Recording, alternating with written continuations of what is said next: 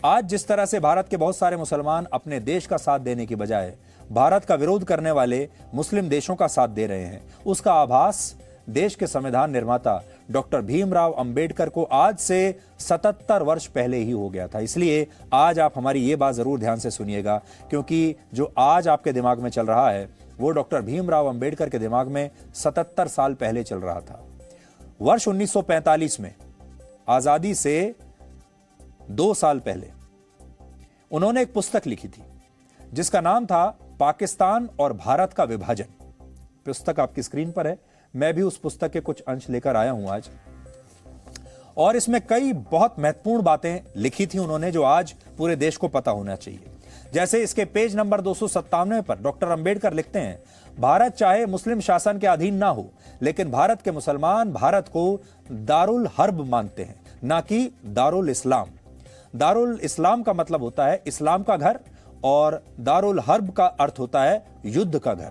यानी डॉक्टर अंबेडकर कहते थे कि भारत के मुसलमान भारत को इस्लाम का घर नहीं, युद्ध का घर मानते हैं।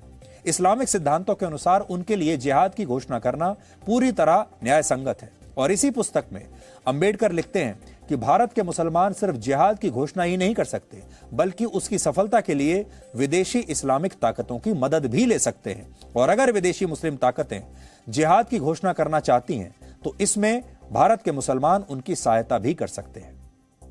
भारत के मुसलमानों के लिए ये विचार डॉक्टर अंबेडकर के थे, हमारे नहीं है। इस पुस्तक में उन्होंने ये भी बताया था कि भारत के मुसलमान कभी भी अपने देश के लिए ईमानदार साबित नहीं होंगे।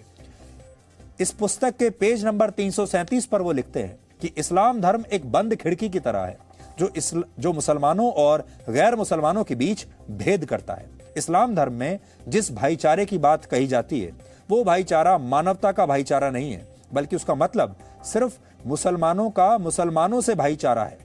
अंबेडकर ये भी लिखते हैं कि मुसलमानों के भाईचारे का फायदा सिर्फ उनके अपने लोगों को ही मिलता है, और जो गैर मुस्लिम हैं यानी हिंदू हैं उनके लिए इस्लाम में सिर्फ घृणा और शत्रुता ही बची है।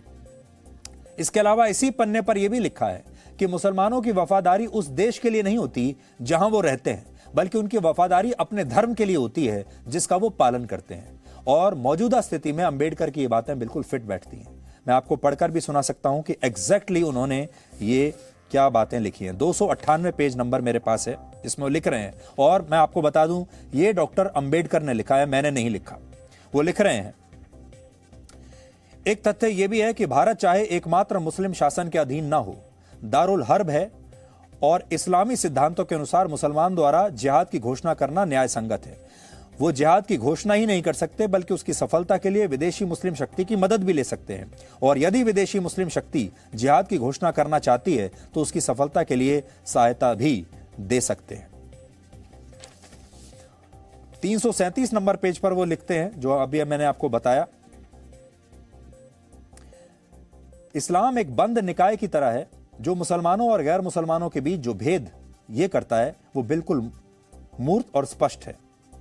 और वो आगे इसके बारे में लिख रहे हैं कि इस्लाम का दूसरा अवगुण यह है कि यह सामाजिक स्वशासन की एक पद्धति है और स्थानीय स्वशासन से मेल नहीं खाता, क्योंकि मुसलमानों की निष्ठा जिस देश में वो रहते हैं उसके प्रति नहीं होती, बल्कि वो उस धार्मिक विश्वास पर निर्भर करती है जिसका कि वो हिस्सा है। दूसरे शब्दों में वो आगे लिख रहे हैं, इस्लाम एक सच्चे मुसलमान को भारत को अपनी मातृभूमि और हिंदुओं को अपने निकट संबंधी मानने की इजाजत नहीं देता। तो इसका मतलब यह है कि दुनिया भर में जो मुसलमान हैं, जो इस्लाम धर्म को मानने वाले लोग हैं, वो उनके पास मातृभूमि का जैसा कोई सिद्धांत नहीं है। वो मातृभूमि को नहीं मानते, वो सिर्फ इस्लाम को मानते हैं, और वो दुनिया में कहीं भी रहते हों ये इस्लाम उन्हें एक साथ इकट्ठा करके रखता है। और यही बात भारत के मुसलमानों के बारे में भी है। वो शायद इसे अपनी मातृभूमि नहीं मानते, और हमसे हजारों किलोमीटर दूर जो दूसरे मुसलमान बैठे हैं उन्हें अपना भाई समझते हैं। तो ये इतिहास है, ये सिद्धांत है, और इसीलिए हमने आपको ये कहा कि अब ये एक धर्म युद्ध बन चुका है, क्योंकि जो कुछ इस्लामिक देश भारत के खिलाफ कर रहे हैं वो सब कुछ धर्म के आधार पर है, वो तर्क के आधार पर नहीं है, वो लोकतंत्र के आधार पर नहीं है, वो अभिव्यक्ति की आजादी के नाम पर नहीं है, वो मानव अधिकारों के नाम पर नहीं है, सिर्फ धर्म के नाम पर है, सिर्फ और सिर्फ धर्म। और ये जो धर्म है ये 57 देशों के 190 करोड़ मुसलमानों को एकजुट कर रहा है।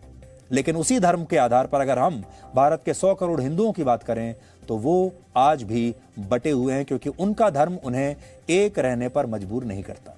Presenting B News app, available on Google Play and App Store. Download it now.